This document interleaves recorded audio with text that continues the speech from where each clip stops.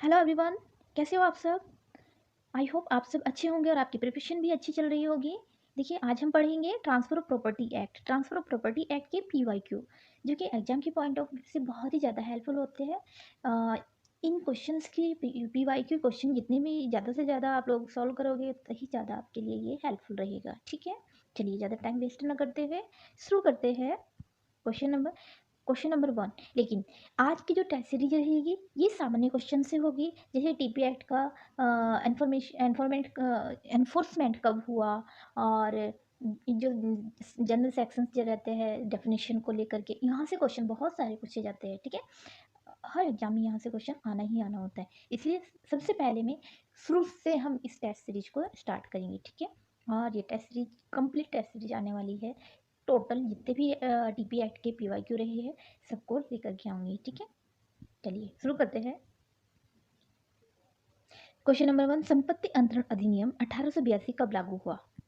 ए 1 अक्टूबर 1882, B 1 जुलाई 1882, सी 15 जुलाई 1882, D 1 सितंबर 1882। इसका जो right answer इसका होगा बी 15 जुलाई, सॉरी 1 जुलाई 1882। क्वेश्चन नंबर टू, संपत्ति अंतरण अधिनियम 1882 का अध्याय 2 किस विधि के नियम को प्रभावित करने वाला नहीं माना जाएगा?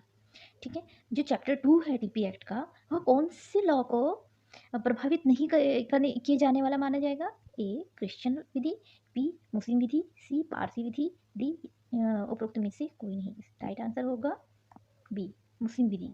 ठीक है, जो टीपी एक्ट की सेक्शन 2 है, सेक्शन 2 के अनुसार, और इस अधिनियम के जो चैप्टर 2 है, सेक्शन भी 2 और चैप्टर भी 2 के अनुसार कोई भी बात मॉमडन लॉ है, मॉमडन विधि यानी कि मुस्लिम विधि के किसी नियम पर प्रभाव डालने वाली नहीं मानी जाएगी।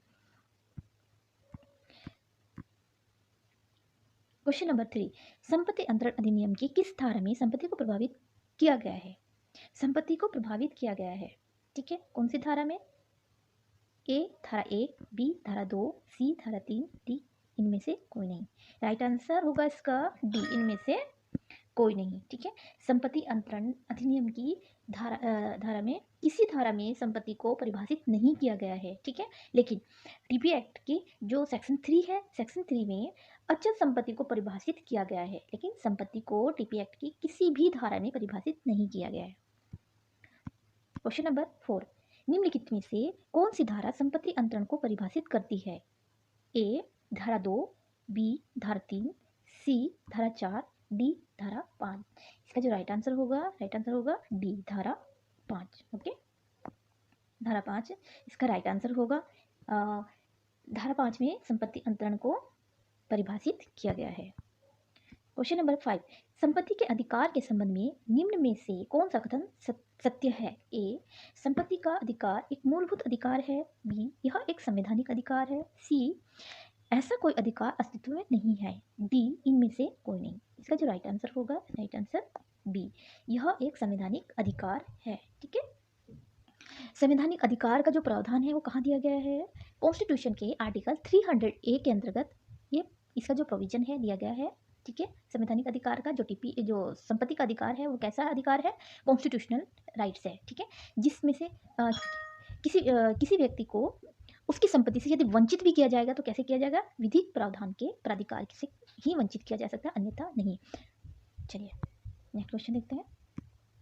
सॉरी, ये मिस्टेक है यहाँ, ये है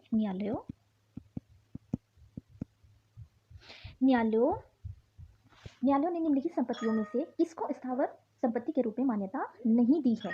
ठीक है, किसको मान्यता नहीं दी है? ए मार्ग का अधिकार, बी स्थावर संपत्ति से भाटक, ये भाटक है, भाटक यानी कि किराया जो वसूल किया जाता है, वसूल करने का अधिकार, पूजा का अधिकार, मछली पकड़ने का अधिकार। इसका जो राइट आंसर होगा वह है सी, पूजा का अधिकार। ओके, पूजा के अधिकार को मान्यता नहीं दी गई है। मार्ग का अधिकार, स्थावर संपत्ति से भाटक प्राप्त करने का अधिकार, मछली पकड़ने का अधिकार के अंतर्गत ये सब आते हैं। ठीक है, लेकिन एक केस लॉ है, ईशान चौधरी राय बनाम मनमोहनी दासी, महामाया बनाम हरिदास एवं जगदेव बनाम रामशरण के केस के अनुसार पूजा का अधिकार अचल संपत्ति नहीं है। न्यायालय निम्नलिखित को भी स्थावर संपत्ति नहीं माना है, जैसे कॉपीराइट, रॉयल्टी, सरकारी प्रोविजन नोट, सरकारी प्रोनोट या बकाया के लिए डिक्री, इन सब को भी स्थावर संपत्ति नहीं माना है। ठीक है। क्वेश्चन नंबर 7, स्थावर संपत्ति के अंतर्गत खड़ा कास्ट नहीं आता है। स्थावर संपत्ति के अंतर्गत खड़ा कास्ट नहीं आता। ए सही है, बी प्लस, सी जब तक जमीन में खड़ा कास्ट हो आता है, डी केवल कास्ट के डंगाल स्थावर संपत्ति नहीं है। इसका जो राइट आंसर है, राइट आंसर इसका होगा ए। ठीक है, ये इसका राइट आंसर होगा। स्थावर संपत्ति 1882 की धारा 3 के अनुसार स्थावर संपत्ति के अंतर्गत खड़ा कास्ट, उगती फसलें या घासें नहीं आती। ठीक है, स्थावर संपत्ति के अंतर्गत ये सब नहीं आती है। कौन सी संपत्ति है? ये सब हमारी चल संपत्ति, ठीक है, जंगम संपत्ति के अंतर्गत आती है, जो कि ए सही है। क्वेश्चन नंबर 8, संपत्ति अंतरण अधिनियम 1882 की धारा 3 के अंतर्गत स्थावर संपत्ति में सम्मिलित नहीं है। क्या सम्मिलित नहीं है? अभी हमने इससे पहले वाले क्वेश्चन को बहुत अच्छे से एक्सप्लेन किया है। ए खड़ा कास्ट, बी भूमि, सी भवन, डी मशीनरी जो स्थायी रूप से जुड़ी हो। ठीक है, इसका जो राइट आंसर होगा, राइट आंसर है इसका ए। ठीक है, खड़ा कास्ट। क्वेश्चन नंबर 9, निम्नलिखित में से कौन सा एक संपत्ति के अंतर्गत सम्मिलित है? ठीक है, ए संपत्ति के अंतर्गत सम्मिलित है। ए भूमि में मूलित पेड़ और सॉरी, ये क्वेश्चन में मिस्टेक है। संपत्ति कैसी संपत्ति? स्थावर संपत्ति। ओके, यहाँ आएगा स्थावर संपत्ति के अंतर्गत सम्मिलित नहीं है। क्या सम्मिलित, सॉरी सम्मिलित है। क्या सम्मिलित है?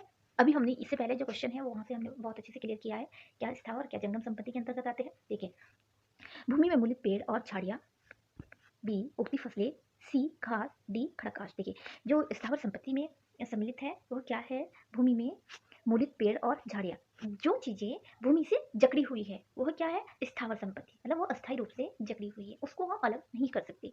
उगती घास है, उगती फसलें है, घास है, खड़ा कास्ट है, इनको हम काट करके एक स्थान से दूसरे स्थान तक ले जा सकते हैं। लेकिन पेड़ है, जब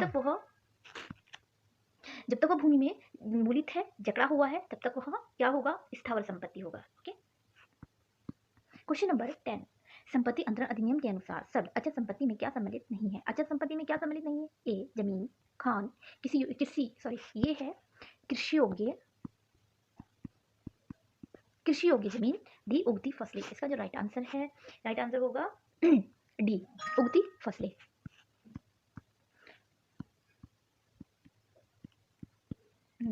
आज मैं आज आपके लिए ये 10 क्वेश्चन ही लेकर के आई हूँ। कल कोशिश करूँगी और ज़्यादा लेकर के आऊँगी, बट आज मैं अपनी टेस्ट सीरीज को यहीं विराम देती हूँ।